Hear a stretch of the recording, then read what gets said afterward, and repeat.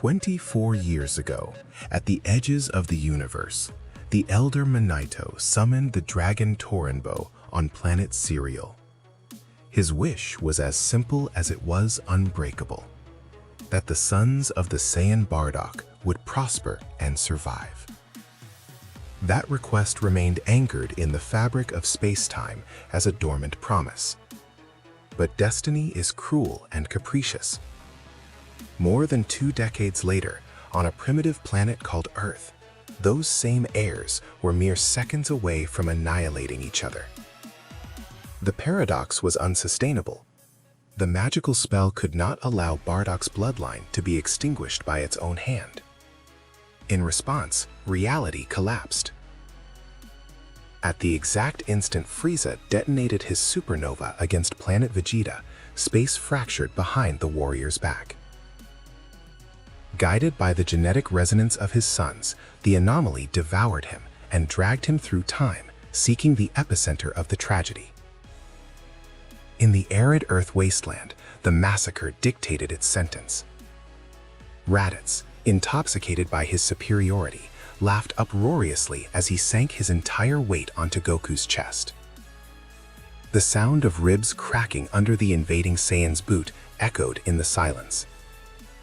Goku spat blood, agonizingly clinging to his brother's leg, refusing to let go to protect his son locked in the pod. A few meters away, Piccolo watched the torture, gathering ki in his fingertips, waiting for the exact moment to pierce through them both. Suddenly, the blue spy cracked with a deafening roar. A dimensional rift spat crimson lightning, and a comet wrapped in dark fire crashed violently just meters away from the combatants. The shockwave raised a wall of dust and rocks that forced Raditz to step back instinctively, freeing Kakarot's chest. What kind of phenomenon is this? A ki reading just materialized out of nowhere, Raditz said. The dense smoke dissipated with a terrifying slowness. At the bottom of the crater, an imposing silhouette heavily stood up. His combat armor was scorched, and the iconic red bandana on his forehead dripped fresh blood. Bardock looked up, processing his surroundings with the coldness of a soldier. I'm still breathing. That bastard Frieza couldn't finish the job. But this isn't space. Where am I? That face, that scar on the cheek, the old guard's armor? It's impossible. Father? Bardock ignored his firstborn's astonishment. His eyes scanned the plain. He saw Raditz, then the warrior identical to him coughing up blood on the ground. Before he could utter a word, a burst of raw energy shook the terrain. The metal hatch of Raditz's space pod blew to pieces, and from inside, wrapped in a furious and unstable ki aura that shot the scouter reading to over 1,000 power levels, a 4-year-old boy shot out. Gohan, blinded by rage upon hearing his father's screams, launched his attack like a human projectile. However, mid-flight, the boy stopped dead in his tracks, skidding across the dirt. His attack was aimed at Raditz, but the invader was no longer trampling his father. In his place stood a huge, scar-covered man who was identical to his dad. He's not hurting Dad anymore. Who is that man? He looks like my dad, but he's scary, Gohan thought. Bardock locked eyes with the boy. He noticed the soft facial features, clearly native to this planet, but what paralyzed him was the unmistakable monkey tail swaying nervously behind him. The veteran put the pieces together immediately. A tail. A half-breed. So our blood can mix. And you, Kakarot? You were letting yourself get torn to pieces so this idiot wouldn't take your son? You arrived at the perfect time, Father, Raditz said. Look at him, he's a disgrace. He forgot his mission, allied himself with the natives, and refuses to hand over the world to Frieza's army. He even had the insolence to mix our race. Help me exterminate him. Far from feeling the imperial pride Raditz expected, a dark, heavy, and lethal fury began to boil in Bardock's blood. His mind traveled back to his recent battle on Planet Serial against Gas. There, on the brink of death, Bardock had understood that massacring just because you were ordered to made you an empty slave, and that true strength was born from the raw instinct to protect your pack. Seeing his firstborn acting like a vulgar, cheap thug, his disappointment was absolute. "The only traitor and idiot here is you," Bardock snarled. "What?" "That bastard Frieza just exterminated our entire race. He destroyed Planet Vegeta with everyone on it, and the only two survivors of my blood left in this universe I find killing each other." The words fell like an anvil on Raditz's mind, shattering the entire lie upon which he had built his life. The firstborn stepped back, shaking his head. Bardock ignored him and walked toward Goku. "I thought you were a warrior, Raditz, but you're just an obedient dog. And you, Kakarot, you chose death over abandoning your son. You know nothing of conquests, but you have the instinct of a true survivor." "I wasn't going to let him take him," Goku ground. "So you're my father." "My name is Bardock, and your mother Ginny cried when I sent you here. I don't know what witchcraft saved me from Frieza's supernova or how I ended up in this dump, but we are the last of our kind. From today on, we stop being slaves." Raditz paled as he recognized the incoming call code from his superior. Knowing that hiding information from the prince was a death sentence, he brought a trembling hand to his ear and pressed a switch on the glass lens. The device emitted a static buzz before activating its external amplifier, projecting the incoming voice like a speaker. "Well, well, so the father of the useless Raditz is still breathing. I just heard your touching speech about how Frieza treacherously destroyed our planet. What a pitiful tragedy. Tell me, low-class trash, how did a weak soldier like you manage to survive the annihilation of an entire race?" "That squeaky voice and attitude of grandeur must belong to Prince Vegeta," Bardock scoffed. "I never thought the king's son would end up cleaning up the universe's trash just to lick the boots of the same tyrant who massacred his father." "Watch your tongue, scum. You're talking to the elite. My loyalty to Frieza is just a necessary facade until I find a way to surpass him and crush him myself. If you really want to kill him, stop wasting time," Bardock challenged. "I have no idea what witchcraft saved me from that supernova. All I know is that space tore open. I saw lights, the silhouette of a massive dragon, and then I fell into this hole. But the point is that I'm here. Raditz and Kakarot are alive. You two are as well. We are the last 5. If you stop being pawns of the Empire and we join forces, we could ambush him. Come to Earth and prepare for war." "You're completely delusional. I just found out the truth about our planet, yes, but I'm not going to stoop to taking orders from a low-class soldier based on the hallucinations of a dying old man. Join a group of weak failures? Frieza's power is unreachable for you." In that critical instant, Goku's simple and innocent mind, accustomed to the miracles of his world and completely ignorant of the danger that alien technology represented, put 2 and 2 together in the worst possible way. Hearing his father mention a massive dragon and magic, he spoke without thinking, excited by the coincidence. "Hey, wait a minute. You said you saw a giant dragon before appearing here? It must have been Shenron here on Earth. When we gather the 7 Dragon Balls, he appears and grants you any wish, even reviving the dead or giving you whatever you ask for." "Goku, you imbecile, shut your mouth!" The Green Warrior's shout echoed across the plain. The silence on the transmission was deadly. In deep space, Vegeta processed the information in fractions of a second. The grand prize, the key to dethroning Frieza, was on that insignificant blue planet. "Vegeta, did you hear that? Magical spheres on that miserable planet. We could wish for youth, immortality," Nappa said. Exactly, Nappa. On another note, your rebellion plan is complete garbage, but I have to thank you. Your idiot son just handed me the universe on a silver platter. We will go to Earth, yes, but I assure you it won't be to join your cause. We will arrive in exactly 1 year. I will take those spheres, obtain eternal life, and massacre Frieza myself. And when I land, I will annihilate the 3 of you slowly to show you why I am at the peak of our species." Raditz listened to the threat. His whole life he had endured mistreatment, knowing that to Vegeta he was nothing more than cannon fodder. But now, knowing the truth about his planet and with a death sentence dictated by pure greed, the invader's conditioning completely broke. With heavy breathing and a silent fury, he ripped the scouter from his ear, threw it to the ground, and with a stomp loaded with years of resentment, reduced it to sparks. The communication was cut off, but the tension was suffocating. Piccolo dispelled the concentration of energy in his fingers. He understood that killing Goku or Raditz right now was suicide in the face of the approaching threat. He walked toward them with a scowl, boiling with rage. Congratulations, Goku. Your stupidity just doomed this entire planet. Those two monsters are going to come and kill us all. And don't get confused, old man. We are not allies. As soon as those Saiyans fall, I will personally take charge of conquering this world as the great Demon King Piccolo that I am. Bardock turned his head slowly, scrutinizing the Green Warrior carefully for the first time. He noticed his green skin, the markings on his muscles, the pointed ears, and the antenna on his forehead.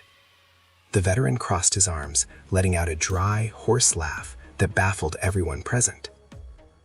Demon, don't make me laugh. What are you laughing at, imbecile? I am the incarnation of evil, Piccolo spat. Exactly, Nappa. On another note, your rebellion plan is complete garbage, but I have to thank you. Your idiot son just handed me the universe on a silver platter. We will go to Earth, yes, but I assure you it won't be to join your cause. We will arrive in exactly 1 year. I will take those spheres, obtain eternal life, and massacre Frieza myself. And when I land, I will annihilate the three of you slowly, to show you why I am at the peak of our species. Raditz listened to the threat. His whole life he had endured mistreatment, knowing that to Vegeta he was nothing more than cannon fodder. But now, knowing the truth about his planet and with a death sentence dictated by pure greed, the invader's conditioning completely broke. With heavy breathing and a silent fury, he ripped the scouter from his ear, threw it to the ground, and with a stomp loaded with years of resentment, reduced it to sparks. The communication was cut off, but the tension was suffocating. Piccolo dispelled the concentration of energy in his fingers. He understood that killing Goku or Raditz right now was suicide in the face of the approaching threat. He walked toward them with a scowl, boiling with rage. Congratulations, Goku. Your stupidity just doomed this entire planet. Those two monsters are going to come and kill us all. And don't get confused, old man. We are not allies. As soon as those Saiyans fall, I will personally take charge of conquering this world as the great Demon King Piccolo that I am. Bardock turned his head slowly, scrutinizing the Green Warrior carefully for the first time. He noticed his green skin, the markings on his muscles, the pointed ears, and the antenna on his forehead. The veteran crossed his arms, letting out a dry, hoarse laugh that baffled everyone present. Demon, don't make me laugh. What are you laughing at, imbecile? I am the incarnation of evil, Piccolo spat. You're a space slug with amnesia. On missions across the galaxy, I visited a place called Planet Cereal. There, I met one of your kind, a stubborn old man named Manito. He looked exactly like you. You guys are a famous race in the universe for creating those damn magical spheres. No wonder this planet has them. You or your ancestors brought them here. You're an alien, just like us. You're a Namekian. The revelation struck Piccolo's mind like a lightning bolt. All the dark, demonic mythology upon which he had built his identity and instilled terror on Earth crumbled in a second. An alien, a miracle maker from a distant race. The Green Warrior took a step back, completely mute and in a state of denial. But there was no time to process existential crises. Bardock looked at the sky, aware of the vastness of space and the monsters heading toward them. Raditz remembered the power levels of his former comrades, and Kakarot, despite his injuries, smiled at the challenge. The cold breeze of the wasteland blew over the remains of the battle. 365 days separated them from absolute annihilation. Piccolo boiled with frustration over his extraterrestrial heritage and his ignorance toward it. Raditz assimilated his rebellion, and Kakarot replenished his strength in an attempt to stay conscious. Bardock, evaluating his battered squad, understood that the abyss of power separating them from the elite would not be closed with ordinary methods. It was then that a deep, ancient voice resonated directly in their minds. Warriors, the fate of Earth and the entire universe hang by a very fine thread. Those Saiyans will bring hell to this world in 1 year. Goku, Piccolo, Raditz, and you, Bardock. If you wish to have a minimal chance of surviving the Saiyan elite, come to my lookout. I offer you training that will take you beyond your limits. Just as the telepathic voice of Earth's god faded, the unmistakable engine of a Capsule Corp ship broke the silence of the wasteland. Bulma, Krillin, and Master Roshi landed abruptly, stepping out of the vehicle with wide eyes.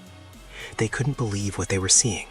Goku destroyed but alive, Piccolo with his arms crossed showing no intentions to attack, the invader Raditz quiet, and an imposing stranger covered in scars who was the spitting image of their friend. Krillin? Bulma, it's a good thing you arrived in time. I need you to do me a huge favor. Take Gohan back home to Chi-Chi, please? Goku wheezed. Goku, what the hell is going on? Who is that guy identical to you? And why aren't Piccolo and that long-haired monster fighting? Krillin asked frantically. It's a really long story, Krillin, and time is against us. The fate of the entire universe is at stake. I'm going to have to go train at Kami's lookout for a good while to save us. And if I go tell Chi-Chi that myself right now, I'm sure she'll scold me to death before the enemies even arrive.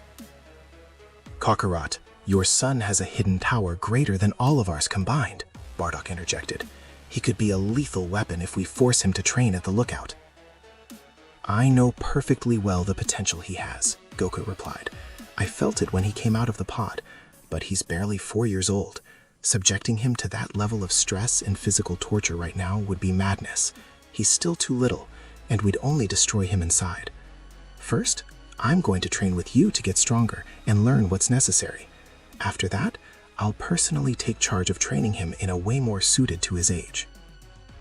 Guided by Goku's instructions, who had explained to Bardock and Raditz the existence of Kami and what he thought the training might entail, the 4 warriors took flight toward the heights, leaving a completely bewildered Krillin, Bulma, and Roshi in charge of little Gohan. Upon stepping onto the white tiles of the sacred lookout, they were welcomed by Kami. The god handed them the miraculous senzu beans he had collected from Master Korin. By chewing them, Kakarot's shattered ribs healed instantly. Raditz and Bardock, distrustful, consumed theirs. The veteran's amazement was absolute as he felt his space burns and fatigue completely disappear. The magic of this planet defied all military logic. With their bodies restored, Kami guided them through the dark hallways inside the lookout until they stopped in front of a rustic wooden door adorned with mystical symbols. Physical power is useless if the spirit is chained, Kami said. Before subjecting your bodies to physical torture, you must break your psychological barriers. This is the room of the mind, a mystical space that will materialize your worst fears and your most unbeatable enemies. The 4 of you will enter together and will not leave this stage until your minds are forged in iron. Guided by the silent Mr. Popo, the 4 warriors entered the room. They stopped in the center on a mystical red circle. A flash blinded them instantly, teleporting them to an unfathomable dimension where the past, present, and future converged on a single plane. As the light faded, the environment fragmented, isolating them in 4 personalized hells. For 3 months, each warrior faced their own annihilation. Raditz was massacred daily by sadistic illusions of Vegeta and Nappa. However, instead of breaking, the pain awakened his most primitive instinct. The terror gave way to a bloodthirsty smile and an unquenchable thirst for revenge. A few meters away, Bardock was mercilessly crushed by Frieza himself. Understanding the abysmal power gap, he assimilated the defeat and turned the evil Emperor into the engine of his obsessive need for strength. For his part, Kakarot suffered the brutality of the invaders, but every imaginary broken bone only filled his heart with an uncontrollable thrill to climb that giant mountain. But not everything was virtual torment. Between their constant immersions in the mental dimension, designed to harden not only their psychology, but their physical response through the mind, Kami took Bardock and Raditz under his direct tutelage outside the lookout. The god of Earth guided them to teach them the delicate art of sensing and controlling ki, something the space warriors completely lacked, being accustomed only to brute force and relying on their scouters. Back in the mental plane, the only one with a different outcome before the trimester ended was Piccolo. Surrounded by a burning landscape, the gigantic figure of the original Demon King reproached him for his alien origins. After weeks of fierce internal torment, he accepted his Namekian heritage, purifying the instability of his energy. With a deafening scream, he pierced the illusion's chest, eradicating the demon from his mind forever. When this intense stage of training finally culminated, the four warriors gathered in the sanctuary's courtyard, drenched in sweat, panting heavily, and with faces hardened by the experience. 3 had been humiliated ad nauseum, and 1 had murdered his past. There were 9 real months left until the invasion, and their minds were now fortresses ready for war with a clear objective. With their minds forged in iron, the time came to push their bodies beyond mortal limits. Kami led them to the entrance of the hyperbolic time chamber, a space where a year passed in just a single day in the outside world. They remembered to enter in pairs due to the extreme conditions of the place. The first to cross the golden threshold were Raditz and Piccolo. During that year of absolute isolation, under crushing gravity and extreme temperatures, the training focused on eradicating Raditz's weaknesses. Piccolo forced him to sit down and empty his mind. At first, meditation was an unbearable torture for the Saiyan, accustomed only to visceral action. However, little by little he managed to concentrate, finally mastering ki control and hiding his presence. Later on, they combined meditation and real sparring to sustain brutal combat, polishing their strategies and techniques. The raw increase in power was massive. When the door opened the next day, Raditz and Piccolo stepped out. Their battle clothes were shredded, but the pressure emanating from their bodies left those waiting outside breathless. "It's incredible! Piccolo's ki is gigantic, and Raditz feels like a completely different person," Goku marveled. "You've changed, Raditz. You no longer rely on that garbage on your eye," Bardock said. "I want you to show me what you're capable of now. Release all your power. Don't hold anything back." "With pleasure, Father. Prepare yourselves," Raditz replied. The power was so immense that Kami had to shield his face. Everyone understood in that instant the terrifying potential of the Saiyan race. Constant training was always the key they had ignored. With that level, Raditz would be more than enough to massacre Nappa and Vegeta single-handedly. "That's enough to a certain extent," Bardock stated. "You are strong, Raditz, stronger than the elite. But don't be blinded by pride. This power would crush those 2 idiots, but Frieza wouldn't even blink. We still have to go much further. Kakarot, it's our turn." After restocking the chamber's supplies and making sure to take a handful of the invaluable senzu beans from Master Korin's reserves, father and son crossed the door into the expansive white nothingness. "Listen closely, Kakarot. Our training will be divided into 2 phases. First, we will train our bodies to the absolute limit under this gravity to raise our base power. But the second phase is the true key to our race, the Zenkai." "Zenkai? What's that? A technique?" Goku asked. "It's pure biology. We Saiyans increase our power exponentially every time we survive mortal wounds. We are going to have death matches. We will push ourselves to the brink of losing our lives, and right before the end, we will eat a senzu bean. We will repeat the cycle as many times as our bodies can endure." The months inside the hyperbolic time chamber passed brutally. Bardock's strategy yielded terrifying results after each session at the brink of death and the miraculous healing of the beans. Their power levels multiplied, defying all logic. During one of their rest periods, sitting on the white floor while eating rations, the silence broke. "Kakarot, do you remember anything from the day I sent you to Earth in that space pod?" Bardock asked. "Truth is, I don't. I remember absolutely nothing about that. The first thing I know is that my grandpa Gohan found me in the woods." "That's strange. Our race is born with a natural aggressive instinct that's impossible to ignore. Tell me something. Did you, by any chance, take a very hard blow to the head when you were little?" Ah, yeah, how did you know? Grandpa Gohan told me that at first I was a very violent and rebellious kid. I wouldn't let anyone near me. But one day I fell down a deep ravine and took a terrible hit to the head. When I woke up, he says I completely changed my way of being. A blow to the head, that explains everything, Bardock realized. That accident erased your Saiyan programming. You spent your life believing you were nobody, and Raditz made you believe we sent you to conquer this pathetic world. But that's not the truth. It wasn't to conquer Earth. Frieza had already planned to destroy Planet Vegeta, and your mother Genie and I sensed it. We put you in that pod to save your life. We only wanted you to survive, Kakarot. But deep in my soul, I always knew you would be someone different. Someone who would carry our legacy in a way we never could, and who would one day avenge our race. So you wanted to protect me. Thank you. I'm very glad to know the truth, Goku smiled. I don't know much about avenging the race, but I promise you I will use my strength to protect my family and this world. And I'm glad to see the man you've become. You are strong, healthy, and you have a heart that isn't of an ordinary Saiyan. Now let's finish eating. We still have a couple of months left in this hell. Time ran out. When Bardock and Goku stepped out into the fresh air of the sacred lookout, the atmosphere instantly grew heavy. Their appearance was wilder, their clothes were torn, and their bodies were covered in fresh scars. But the monstrous and serene power they emanated surpassed any rational calculation. They were no longer simple warriors. They had reached a dimension of power never before seen in their race's history.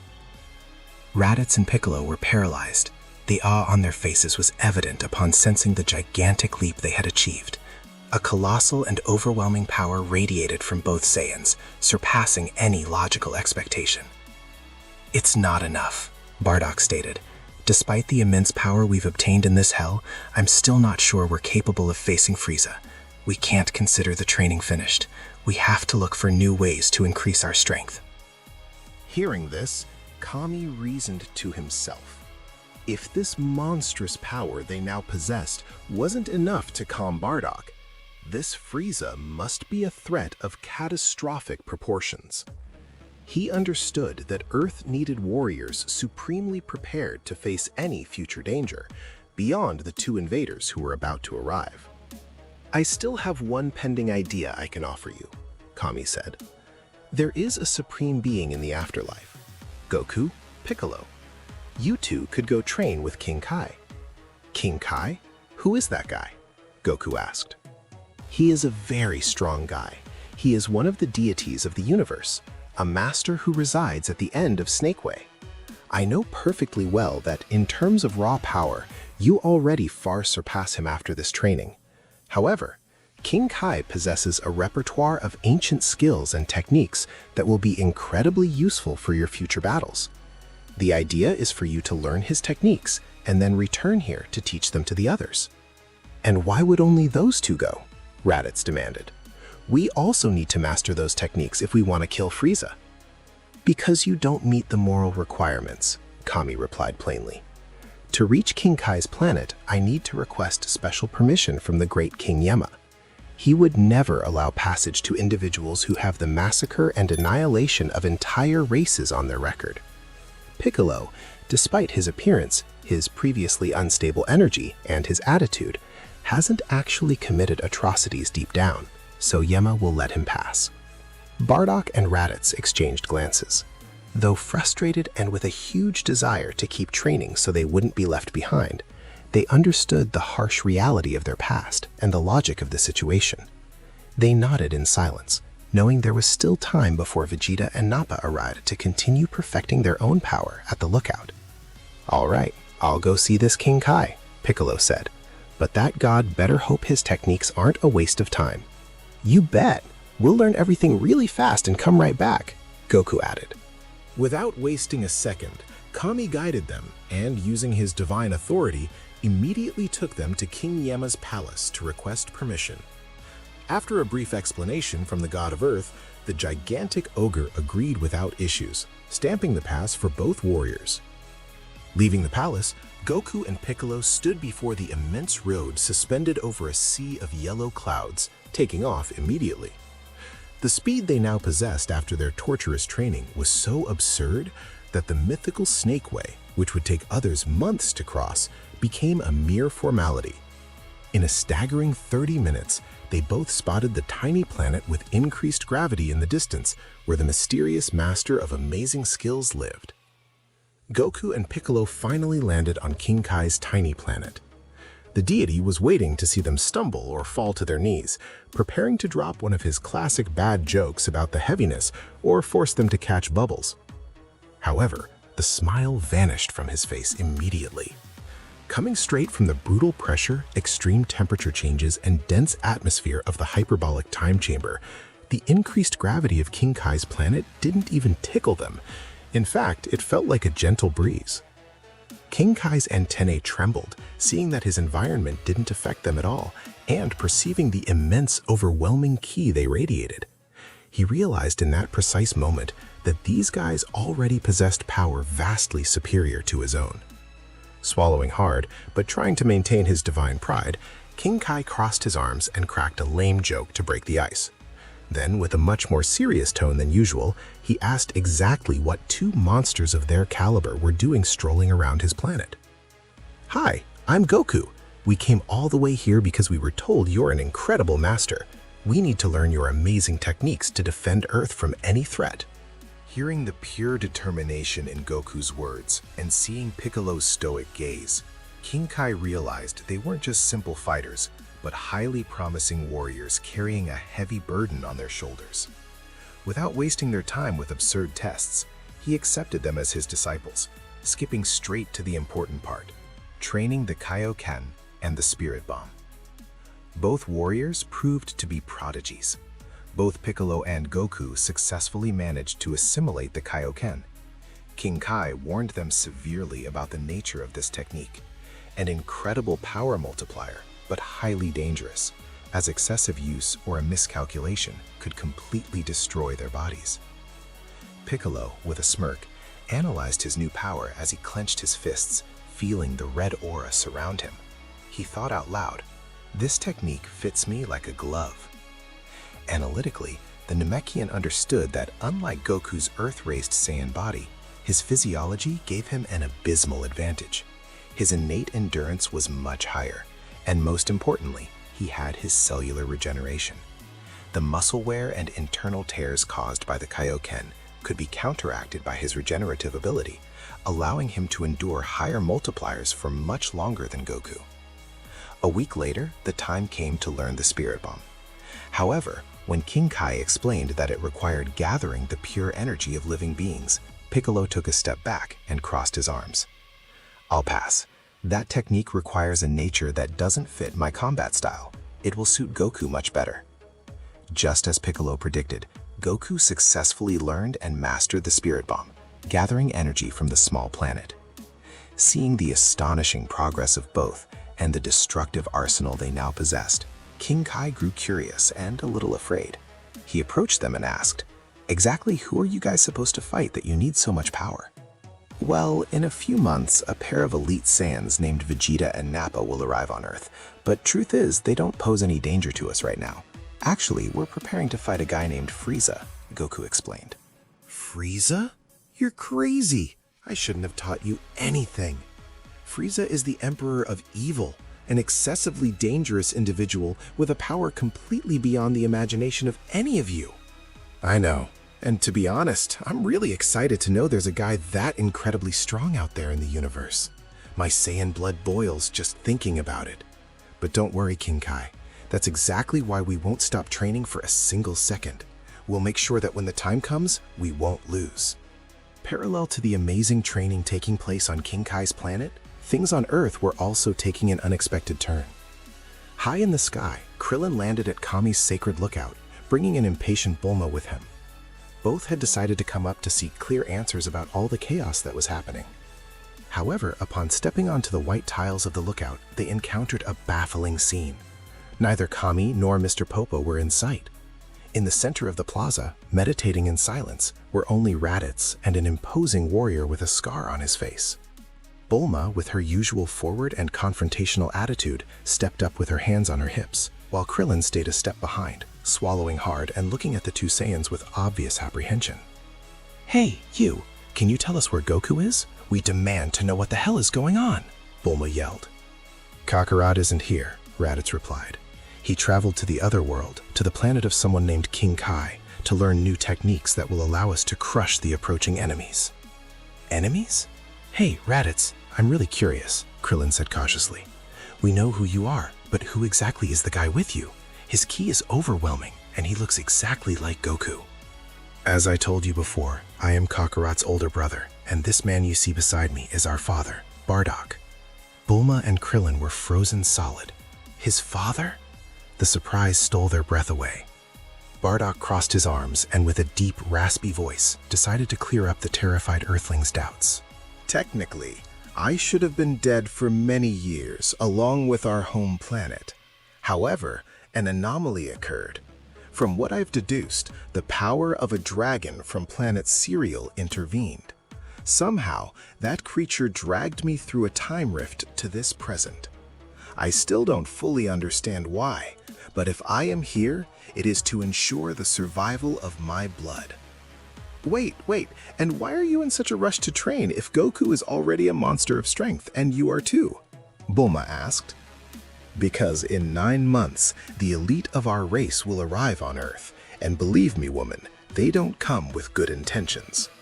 However, truth be told, we are already much more powerful than they are, Raditz added. Then what's the problem? Krillin asked. The problem isn't them. We are preparing for an enemy on a monstrous scale, the being those Saiyans work for, the tyrant responsible for exterminating the entire Saiyan civilization.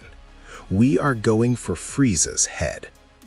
The revelation fell like a bucket of cold water. Bulma and Krillin were completely overwhelmed. It was too much information all at once. Warriors from the past, dragons from other planets, galactic tyrants.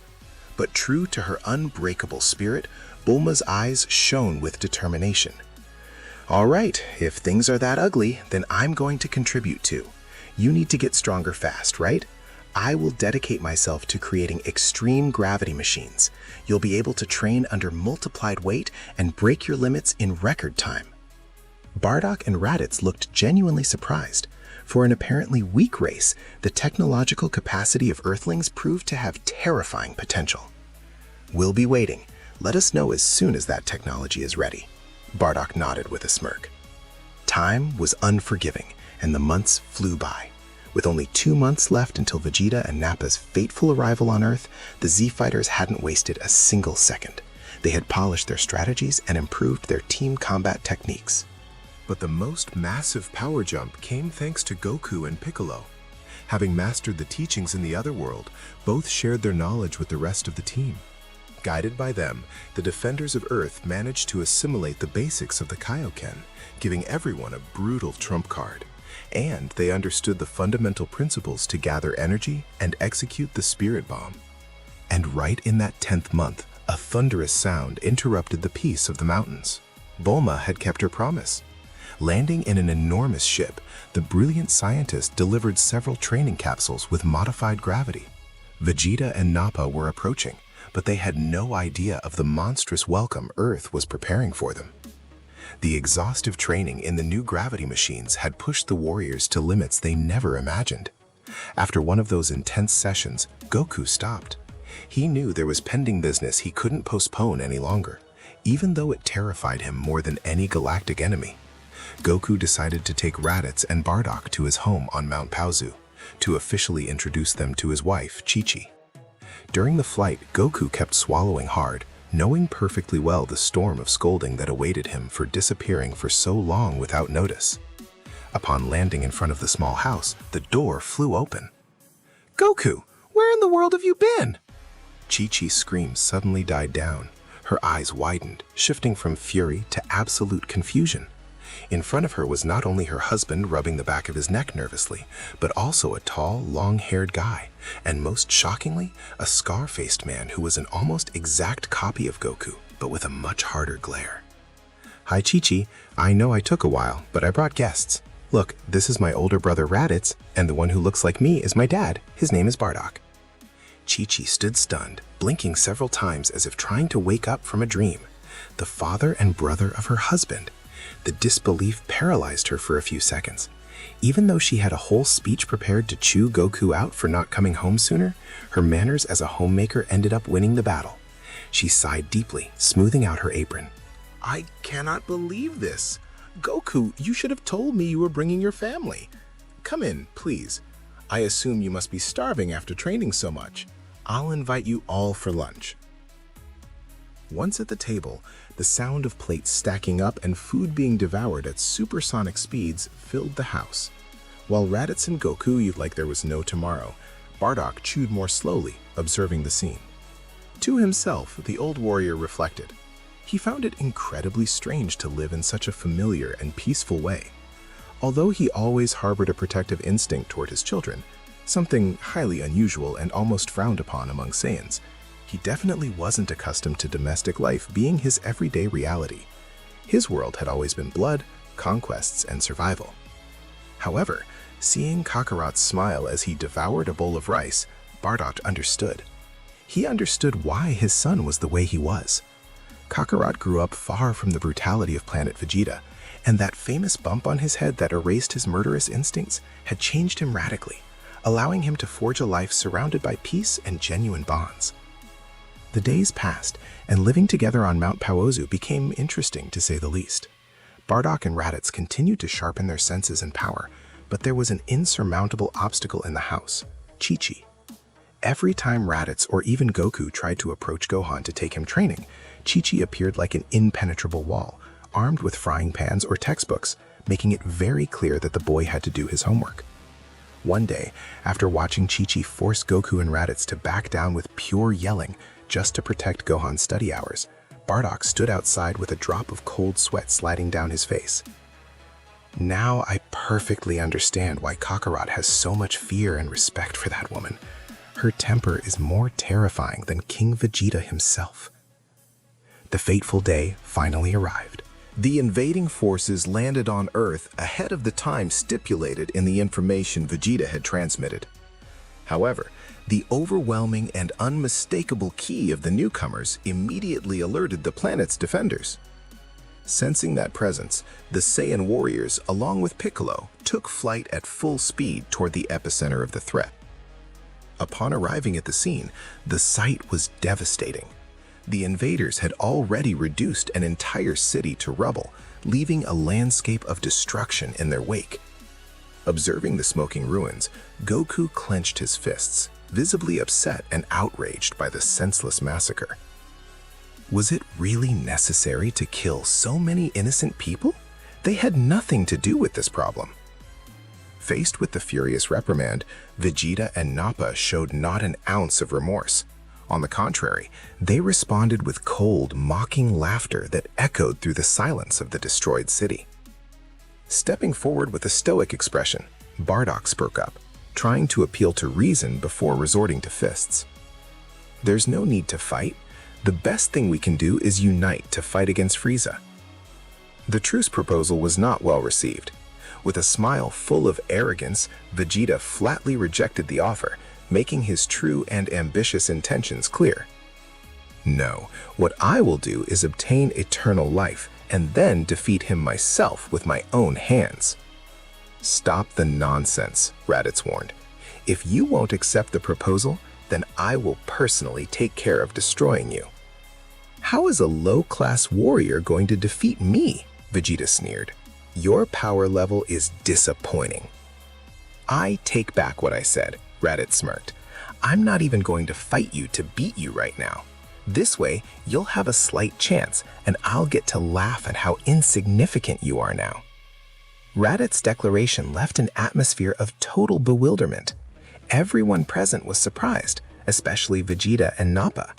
But the tension was interrupted by the sudden arrival of new combatants. Descending from the sky, Earth's Z-fighters appeared in the disaster zone, standing firm in their resolve to join the battle. However, both Goku and Piccolo immediately stepped in their way, knowing the power difference was an unnecessary risk. "There's no need. We'll handle this," Goku said. "They are too powerful, and you won't be able to hold your own against them, no matter how much you've increased your power levels." Ignoring the warning, Yamcha launched into the attack, determined to prove his worth. But before he could commit what Piccolo considered an act of pure idiocy, the Namekian moved at an imperceptible speed. With an accurate and blunt strike, Piccolo knocked Yamcha out cold on the spot, stopping his advance dead in its tracks. "You'll die if you try. Take him away and stop getting in the way." Following Piccolo's severe order to Krillin, Tien Shinhan, and Chiatsu to retreat with Yamcha's unconscious body, the battlefield was cleared once again. In that tense instant, Raditz reached into his clothes and pulled out a handful of Cybermen seeds. They were the same ones he had in his ship, which fortunately hadn't been destroyed by Gohan a while back. Seeing them, Nappa let out a mocking smile. "Are you really stupid enough to think you're going to defeat us with that? You'll see." Expectation filled the air. The others watched in utter surprise, and even Bardock, for a fleeting moment, thought Raditz was acting crazy in the face of such a threat. Paying no mind to the skeptical looks, Raditz proceeded to plant the seeds in the arid soil. In a matter of seconds, the earth split open, and 3 Cybermen emerged from it. Intrigued, Nappa activated his scouter to measure the power levels of those creatures. Seeing the numbers, his face paled.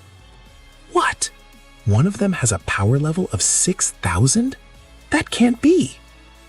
Vegeta was stunned. His rational mind refused to accept it, immediately assuming the scouters had to be damaged and that it was impossible. Nappa, convinced it was all a vile lie, decided to take the initiative to prove it.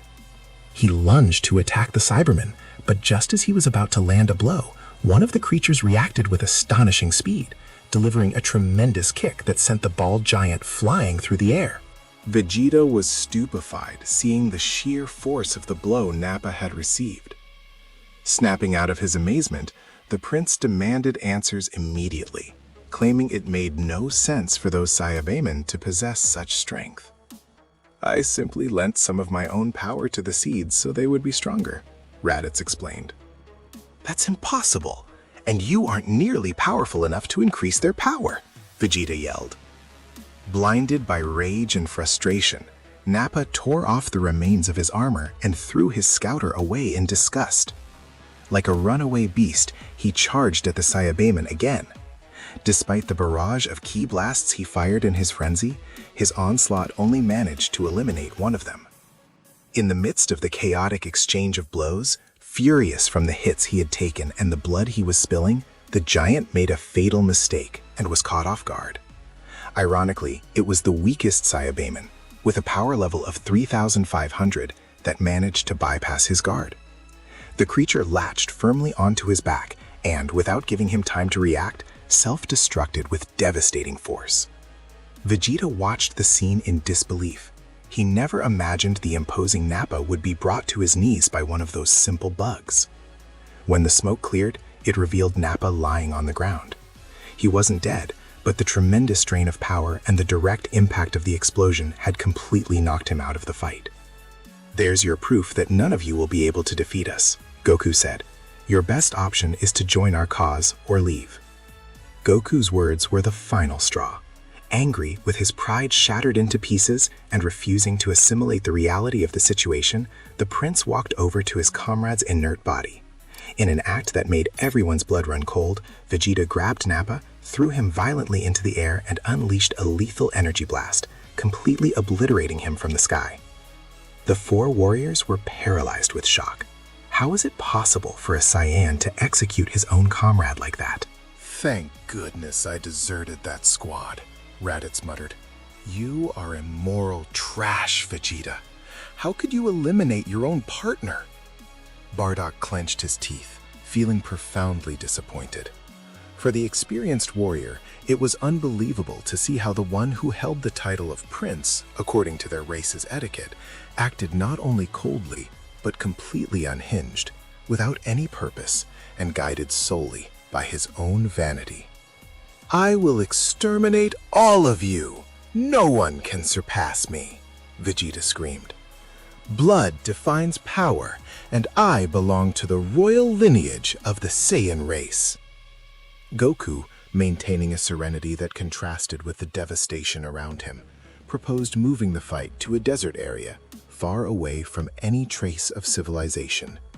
Vegeta, with a sneer of contempt, accepted. Upon landing among the arid stone canyons, the Prince of all Saiyans broke the silence with a voice laced with venom and an arrogance that seemed unbreakable. You are a complete idiot for agreeing to fight me, as if you had even the slightest chance of making it out alive. Understand this once and for all, Kakarot. I am the Prince of the Saiyans, the most gifted warrior of our bloodline. I admit you have incredible potential, Vegeta, but it's pathetic that you're so blinded by pride that you can't see reality, Goku replied calmly. I don't feel changed to what happened to our race in the past, but I have a clear goal. I want to fight someone stronger, someone like Frieza, and stop his reign of terror once and for all. That is a task that belongs only to me. That's why, after exterminating you, I'll go after the Dragon Balls to get my wish for immortality.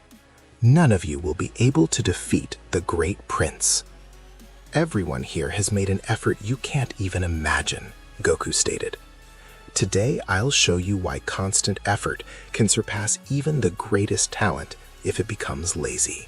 In that instant, the ground began to tremble. Goku closed his eyes and began to release his energy gradually. The white aura erupted with contained violence, and Vegeta's scouter began to beep frantically. The numbers on the digital screen skyrocketed, jumping by the thousands in fractions of a second. Goku, who until that moment had only used the minimum necessary energy, decided to raise his power just enough to send a clear message. The pressure was so intense that the glass of Vegeta's scouter couldn't withstand the magnitude of the ki and shattered into 1,000 pieces. Vegeta was left utterly astonished, his pupils dilated and his face distorted. However, his mind, protected by layers of arrogance, fell back on the classic excuse. That power was simply a technical glitch, a reading error from defective technology. The battle erupted with a sonic boom. Vegeta launched into the attack with blind fury, throwing punches designed to break bones, but Goku blocked every impact with astonishing, almost rhythmic ease.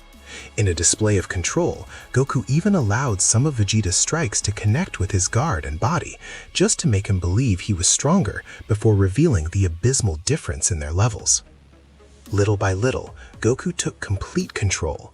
With agility that defied the eye, he began landing precise blows to Vegeta's face, followed by kicks that sent him flying through the rock formations. Goku's combos were a dance of pure power, smashing the prince's body against the stones until his armor began to crack.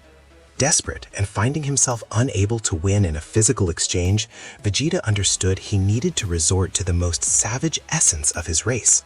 Since there was no natural moon in the sky, he decided to create an artificial one with his own energy, concentrating his ki into a glowing sphere. Vegeta launched the sphere into the sky, and locking his eyes on it, his body began a monstrous metamorphosis. His bones cracked, his fur thickened, and his eyes turned red as he transformed into a giant great ape. But before the great ape could launch his first attack, Bardock took a firm step forward without showing an ounce of fear. Make no mistake, Vegeta.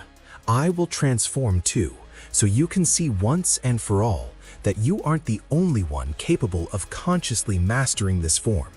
You aren't special just because of your bloodline.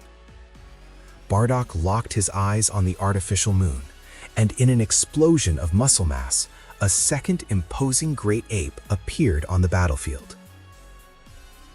The clash of titans was brief but devastating. Bardock's strikes were much more technical and forceful than those of a desperate Vegeta. With astonishing strength and perfect coordination, Bardock brought the prince down with humiliating ease, proving that in this family, both the father and the son were superior to the supposed elite. To end the farce, Bardock charged an energy blast in his hand and destroyed the artificial moon, turning it into stardust. Without the energy source, both Saiyans reverted to their human forms. The best thing you can do is throw away that ego that won't let you move forward, Bardock told him. You have the chance to join us and find a real purpose. Never. I'd rather die than join an entourage of imbeciles who don't belong to my class. The useless hierarchy weighed heavier on his shoulders than the logic of survival.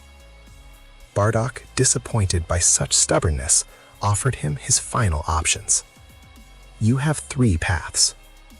You stay with us to go after Frieza. You leave Earth forever. Or you keep fighting until we end your life. Vegeta felt more humiliated than ever. In a fit of idiocy and desperation, using the last reserves of energy he had left, he rose into the sky, charging a massive Gallic gun, a technique fueled by all his hatred and the weight of his wounded lineage. The sky turned a violent purple as the earth beneath their feet began to disintegrate from the pressure. Goku, seeing the imminent danger, immediately stepped in with an expression of absolute determination. I'll handle this. Goku brought his hands to his side, concentrating a bright blue ki that made the entire atmosphere vibrate. It was a pure energy that contrasted with the darkness of Vegeta's attack. The clash of powers was colossal, a collision of wills that lit up the desert as if 1,000 suns had been born at the same time. Vegeta poured all his energy into the attack, screaming with lungs about to burst, the veins on his forehead bulging from the effort of trying to erase Kakarot from existence. However, he was unable to win the duel. Goku's Kamehameha, fired in a controlled manner so not to kill him, engulfed the Gallic gun and violently launched Vegeta into the upper atmosphere. As he was dragged away by the force of the attack, floating in the cold vacuum of the high atmosphere, Vegeta felt a piercing pain in every muscle of his body. His clothes were ruined, his armor shattered, and his spirit crushed by the undeniable proof. There, looking out into the vastness of space and then down at the earth he despised so much, the prince had a moment of icy clarity. He realized that if he escaped now, he would just be a fugitive destined to be caught by Frieza's long arms sooner or later. He couldn't live with such humiliation, but he couldn't defeat the tyrant alone either.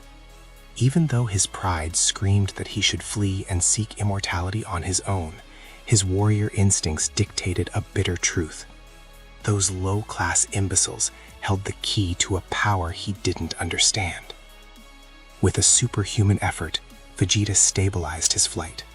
Instead of heading for his space pod, he began to descend slowly toward the surface, landing heavily in front of the group that had just defeated him. Vegeta stood there, swaying, his gaze fixed on the ground, but with an aura that still oozed contained hostility. Don't think this changes anything. Kakarot, someday I will tear you to pieces for this humiliation. But for now, I admit I can't win alone. And you expect us to welcome you after what you did to Nappa? Raditz spat. You are immoral trash, Vegeta. Shut up, traitor. I know perfectly well who the real enemy is. Frieza is the one who destroyed our world and the one who has kept us as slaves for years. He is my priority. If getting rid of that scum means I have to join this circus of clowns to get stronger, then so be it. It's a mistake to leave him alive, Goku, Piccolo warned. A guy like him will stab us in the back at the first opportunity. It would be best to kill him now while he's weak and humiliated. "No, Piccolo, let him be," Goku replied. "I'd like to fight him again when he's recovered. I admit he has incredible potential, and having him on our side will be a huge advantage." Bardock, who had remained watching in silence, analyzed Vegeta's gaze. He saw the hatred, he saw the wounded pride, but he also saw the spark of determination that only a pure-blooded Saiyan possesses. Bardock didn't object. He knew that in the approaching war against Frieza's empire, every strong arm counted, even if that arm belonged to an arrogant and unhinged prince. "All right," Bardock said firmly, "but let me make this clear, Vegeta. Hierarchies mean nothing here. If you join, it's to train and fight on our terms. Your royal blood won't do you any good against what we're about to face." "Do whatever you want, old man," Vegeta scoffed. "Just make sure you don't get in my way when the time comes to watch Frieza beg for his life."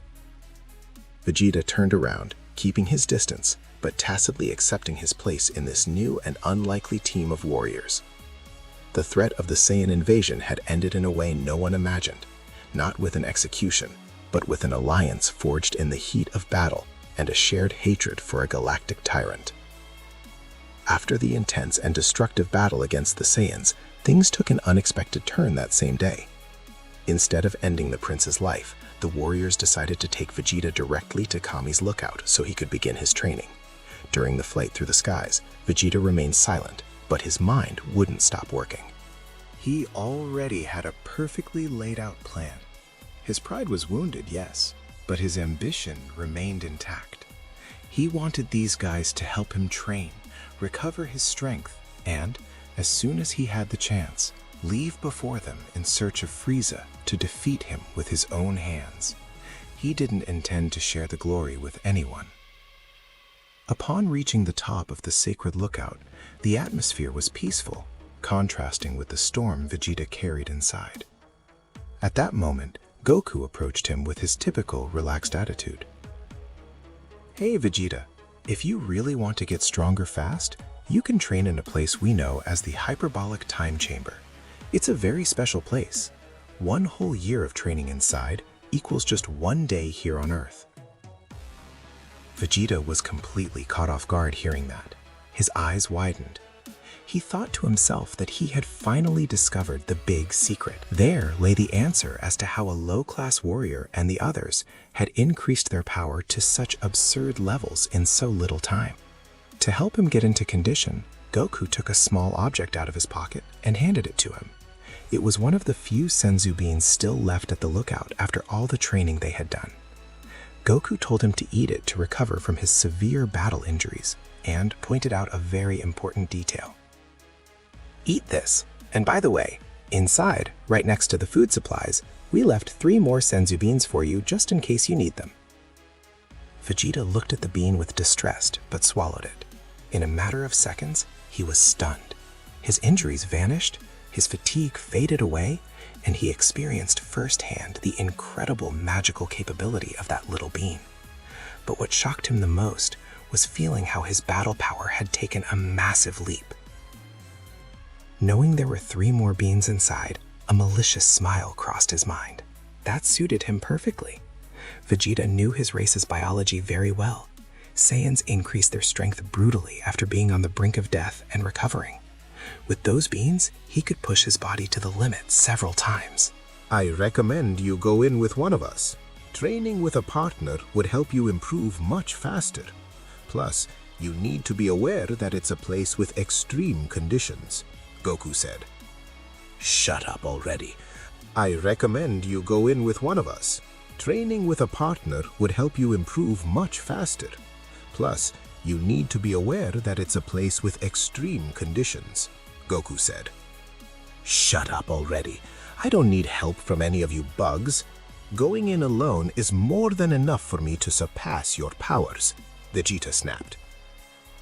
"All right, whatever you want. Train however you see fit. You're too stubborn."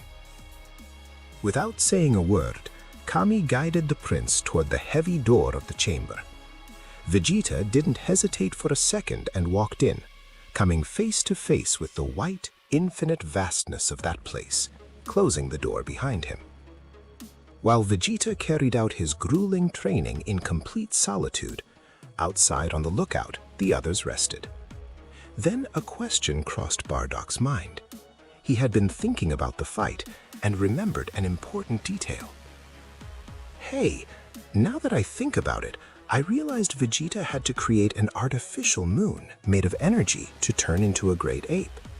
Does anyone know what happened to this planet's moon? I was the one who destroyed it, Piccolo replied. The answer surprised Goku and Bardock. The Namekian proceeded to explain his motives. He shared that weeks before the invaders arrived, he managed to eavesdrop on a private conversation between Bardock and Raditz. In that talk, they discussed the giant beast and the possibility of turning into great apes in a hypothetical battle against Frieza.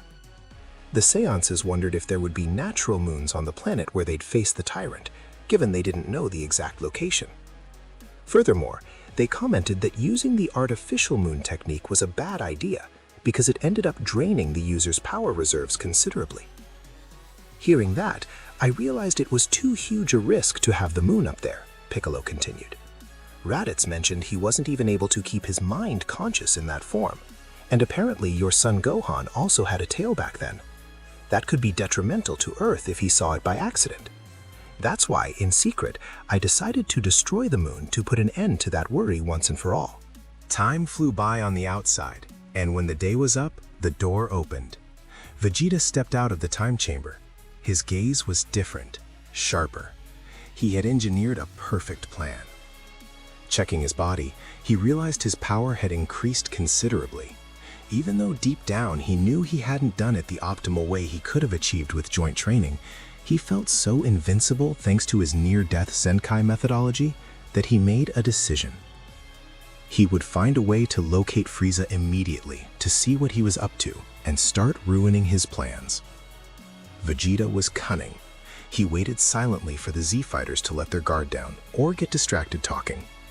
The moment he saw an opening, he took off at full speed toward where he had left his spaceship, without giving any kind of explanation or goodbye.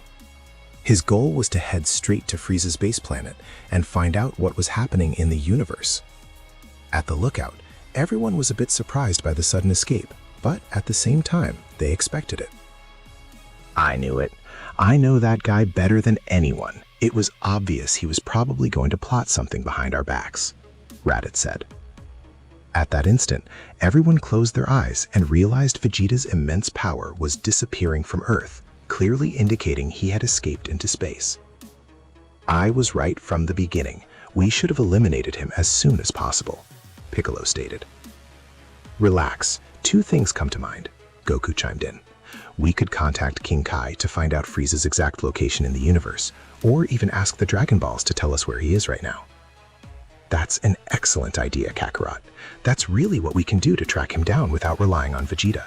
Plus, I have another contribution, Bardock added.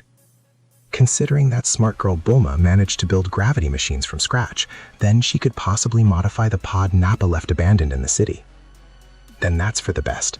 Let's not waste any more time. We need to go find her right now. The group got to work. In the process, they recovered Nappa's damaged ship and traveled to Capsule Corp. They communicated the urgency of the situation to Bulma. The scientist listened closely and agreed to help them, but she was very clear about her conditions. I'll do it, but I want you to know this will take me about a whole month. I'm not going to do a simple patch-up. I'll build a ship much bigger than the gravity machine, so all 5 of you can travel comfortably. Those modifications require design and testing time. I'll work day and night with my dad in the meantime. The warriors accepted the time frame. Likewise, they took advantage of the visit to ask Bulma for the Dragon Radar. They wanted to start looking for the spheres immediately, since their plan was to have them gathered to ask Shenron when the time came to tell them where Frieza would be, thus managing to locate him precisely to go after him. Bulma gladly agreed, handing over the radar, and the warriors embarked on the task of getting them quickly all over the world. Meanwhile, in that same time span, Vegeta's ship had successfully arrived at the main planet of the Frieza Force. The prince stepped out of his pod confidently. He now boasted a monstrous power of 1,300,000 units. And not only that, additionally on his own, during his confinement, he had managed to master ki control, allowing him to hide his energy and go completely unnoticed by the soldiers' scouters. Walking down the hallways, he stopped when he heard a patrol talking. Through a soldier, he found out news that made his blood run cold. Frieza wasn't at the base. He was on a distant planet called Namek. Vegeta was incredibly surprised. His brilliant mind quickly connected the dots. He deduced that Frieza already knew the secret of the Dragon Balls and was surely there to grab them and wish for eternal life. I'm not going to allow it. I will get eternal life before that miserable wretch. I'll sabotage all his plans right under his nose and defeat him later with the new power I've obtained. Without wasting a second, Vegeta bolted from his hiding spot, grabbed one of the fastest ships in the hangar, and took off at full speed to follow the Emperor's trail toward Namek. Back on Earth, the time Bulma had estimated finally passed. The scientist gathered them in her backyard, where she presented them with a spectacular ship. It was much more spacious, modern, and she even managed to increase its speed considerably compared to the old original Saiyan ships. With the transport ready and the Dragon Balls already gathered for some time, the warriors placed the stars on the ground and summoned Shenron. The sky darkened and the great dragon appeared. They asked him for the tyrant's exact location, to which the magical creature indicated that Frieza was currently on a planet called Namek in search of eternal life, giving them the precise coordinates of said world. Knowing this, the 5 warriors considered that they should leave immediately, but before boarding the ship, Goku asked the warriors to wait for him a moment. He flew at full speed toward Korin Tower to get emergency supplies. The old cat handed him a small pouch with a total of 5 senzu beans. Following that, Goku quickly returned to Capsule Corp, and the massive ship took off, getting lost in the starry space. The trip would last several days, and the interior of the ship lent itself to many chats. Among one of the most interesting conversations that took place while the group shared the main room, Bardock took the floor. With a serious look, Goku's father began to tell them about the legend of the Super Saiyan, a story about a combat state where an incredibly powerful and brutal warrior emerged.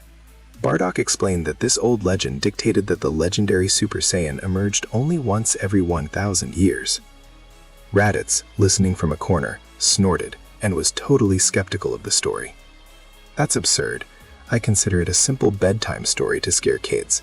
There's always been so much talk about that legend in our race, but never in our entire history has there been a single glimpse of its presumed reality. It's a fantasy." Goku, for his part, was intrigued. It was really something that interested him immensely because of the power levels such a warrior could obtain. However, at the same time, his practical mind knew they couldn't rely on a myth to win this war.